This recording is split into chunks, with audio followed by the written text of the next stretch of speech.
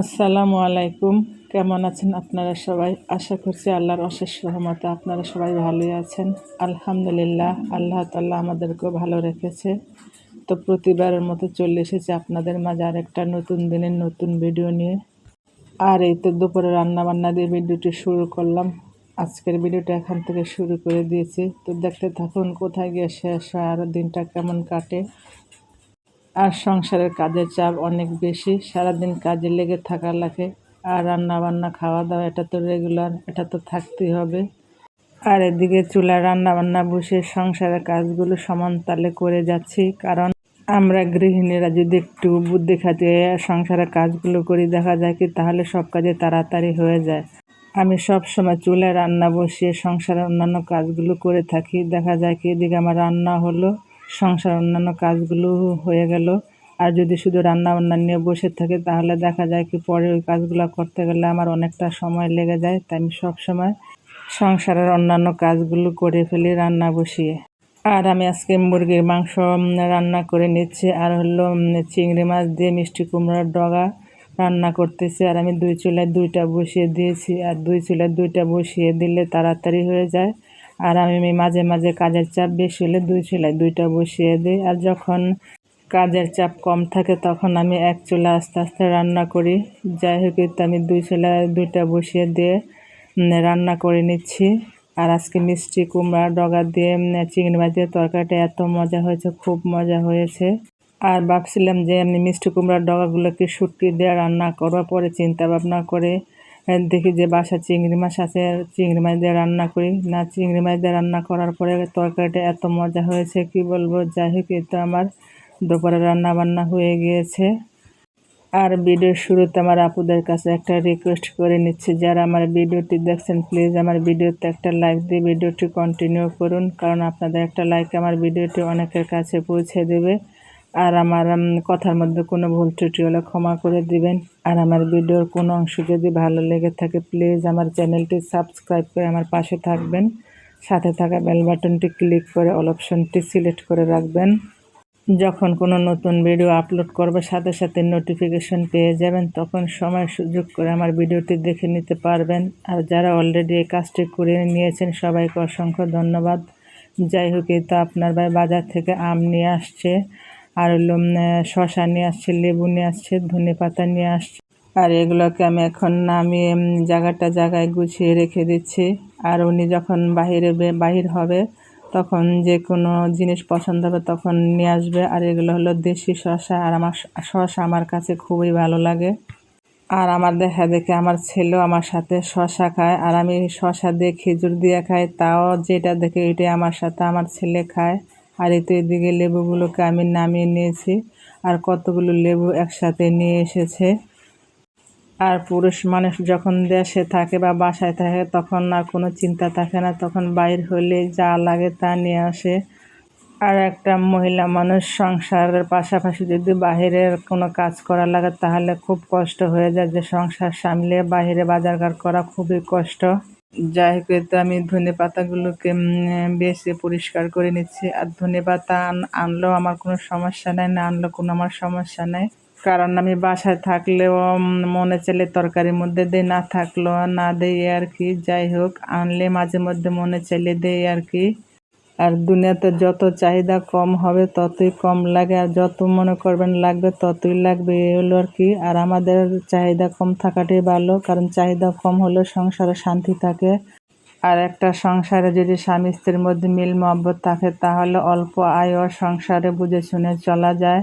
আর একটা সংসারে যদি স্বামী স্ত্রীর মিল মহব্বত না থাকে তাহলে বাজারঘাট অনেক করলেও সংসারে কোনো শান্তি থাকে না, আর সংসারে টাকায় কখনো শান্তি আসতে পারে না।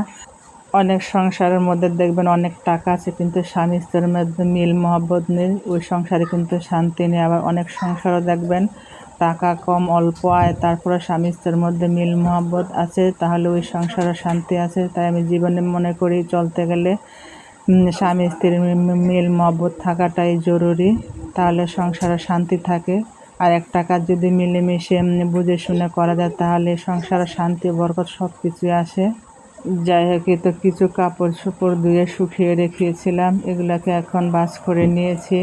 আর এদিকে আমার ছেলে কত দুষ্টামি করে আমার সাথে দেখেন। যখনই ওর কাছ থেকে মোবাইলটা নিয়ে আসবো তখনই ওর দুষ্টামি বেড়ে যায়। আর যতক্ষণ ওর কাছে মোবাইলটা থাকবে ততক্ষণ মনে হয় আমার ঘরে কোনো লোকই নেই। যাই হোক, তো দুপুরে রান্নাবান্না শেষ করে নিয়ে খাওয়া দাওয়া শেষ করে নিয়ে বিকালে একটু বাইরে হয়েছি মেলায় ঘোরার জন্য। আর আমরা যে এলাকায় থাকি এই এলাকায় মেলাটা হচ্ছে, এটা হলো বাণিজ্য মেলা, প্রায় 2 মাসের মতো থাকবে। তাই বাচ্চার বাবা বিকালে ফোন দিয়েছে যে মেলায় যাওয়ার জন্য। তো মনে করলাম যাই, ছেলেও মেলায় গেলে খুশি হবে, আমি একটু হেঁটে হেঁটে মেলার যাবতীয় জিনিস দেখতে পারবো।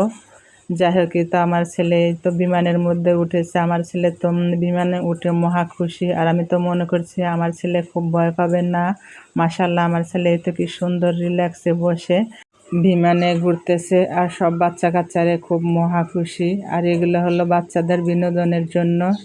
যাই হোক, তো আমার ছেলে ঘোরা হয়ে গিয়েছে, এখন নেমে যাচ্ছে। আর এদিকে ফুলের দোকানে এসেছি ফুল কেনার জন্য। আর এগুলো হলো আর্টিফিশিয়াল ফুল। আর আর্টিফিশিয়াল ফুল আমার কাছে বেশি একটা ভালো লাগে না, আমি নিতে চাইনি। আপনাদের ভাই নিয়ে এসেছে এই তো চেরি ফুল, আর এটা হলো লাল গোলাপ, আর এটা আরেকটা, এটা কি ফুল আমি জানি না। এই 3টা ফুল নিয়ে এসেছে। আর আমি বাসার ভিতরে যত ফুল দিয়ে সাজাই না কেন, আমার ছেলে সবগুলো নষ্ট করে ফেলে। কি করব, অনেক ধমকিয়ে ধামকিয়ে রাখি যতক্ষণ সাজিয়ে গুজিয়ে রাখা যায়। আর যখনই সুযোগ পাই তখন এগুলাকে ছিঁড়ে ফেলে। আর এই তো চেরি ফুলটার মধ্যে 2টা চেরি ফুলের রং উঠিয়ে ফেলেছে এই আর কি। আর এই তো আমি একটা মালার সেট নিয়ে এসেছি। আর আমি মালা সেট বেশি একটা পরি না, তাই মনে চাইলে নিলাম যদি কোনো সময় পরি আর কি। আর এতে 2 জোড়া মুঠ চুড়ি নিয়েছি কাচের। আর আমি বেশ একটা সাজুগুজু করি না বা কোনো কিছু পরি না, সিম্পল থাকতে ভালো লাগে। আমি সবসময় সিম্পল থাকার চেষ্টা করি। আমি মার্কেটে যাই আর মেলায় যাই, যখন যেটা পছন্দ হয় নিয়ে নেই, কিন্তু মনে চাইলে পরি, না চাইলে না পরি। বাসায় পড়ে থাকে বা কাউকে দিয়ে দেই আর কি। যাই হোক, কিন্তু একটা ছুরি নিয়ে এসেছি। আর ছুরিটা আনার পর আমার ছেলে একটা দুর্ঘটনা ঘটিয়ে বসেছে। আমি ছুরিটা গুছিয়ে রাখতে মনে নাই, পাকঘরে ছিল। আমার ছেলে তো বিকালে আমি একটু মোবাইল দেখতেছিলাম, ওই পাকঘরে গিয়ে ছুরিটা দিয়ে গিয়ে খেলা করতে গিয়ে হাত অনেকটা খানি কেটে ফেলেছে। তখন আমার খুব রাগ হয়েছে। তখন আর আমি তাকে হসপিটাল নিয়ে যাইনি, তার বাবা তাকে নিয়ে গিয়ে ব্যান্ডেজ করে নিয়েছে, এই হলো কথা। আর আমার ছেলে খুব দুষ্টামি করে, ওকে নিয়ে খুব আতঙ্কের মধ্যে আমি থাকি।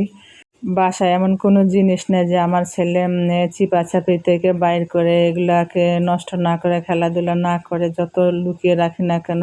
যাই হোক, আমার ছেলে মেয়ের জন্য দোয়া করবেন, আমার পরিবারের জন্য দোয়া করবেন। আমিও সবার জন্য দোয়া করি আল্লাহ পাক যাতে সবাইকে ভালো রাখে, সুস্থ রাখে, নিরাপদে রাখে। আর এই তো আমি মিঠার আমিত্বগুলোকে গুছিয়ে রাখতেছি, মেলা থেকে নিয়ে এসেছিল। আর আমাদের এলাকায় এগুলোকে জিলাপিও বলে, আমিত্তিও বলে। যাই হোক, তো আমি এগুলোকে একটা বক্সের ভিতর করে রেখে দিয়েছি। আর আমার এই তো ছেলে খাচ্ছে, আর দেখুন কি স্টাইল করে। আর এখনকার বাচ্চা কাচ্চারা সবাই স্টাইল শিখে গেছে, তারা এখন শর্ট ভিডিও মোবাইল দেখে সব কিছু জানে বুঝে। আর আমার ভিডিওটি ভালো লাগলে লাইক করবেন, কমেন্ট করবেন, শেয়ার করবেন। আপনাদের ভালো কমেন্টে কাজ করার প্রতি আগ্রহ বাড়িয়ে দেয়। আর অনেক আপুরা আছেন আমার ভিডিওটি দেখেন কিন্তু ভিডিওতে লাইক দিতে ভুলে যান, প্লিজ অনুরোধ রইল ছোট্ট করে আমার ভিডিওতে একটা লাইক দিয়ে দিবেন। যাই হোক, আল্লাহ তাআলা সবাইকে ভালো রাখুক, সুস্থ রাখুক, সেই দোয়া এবং ভালোবাসা নিয়ে আজকে ভিডিওটা এখানে শেষ করে দেই। আল্লাহ হাফেজ, আসসালামু আলাইকুম।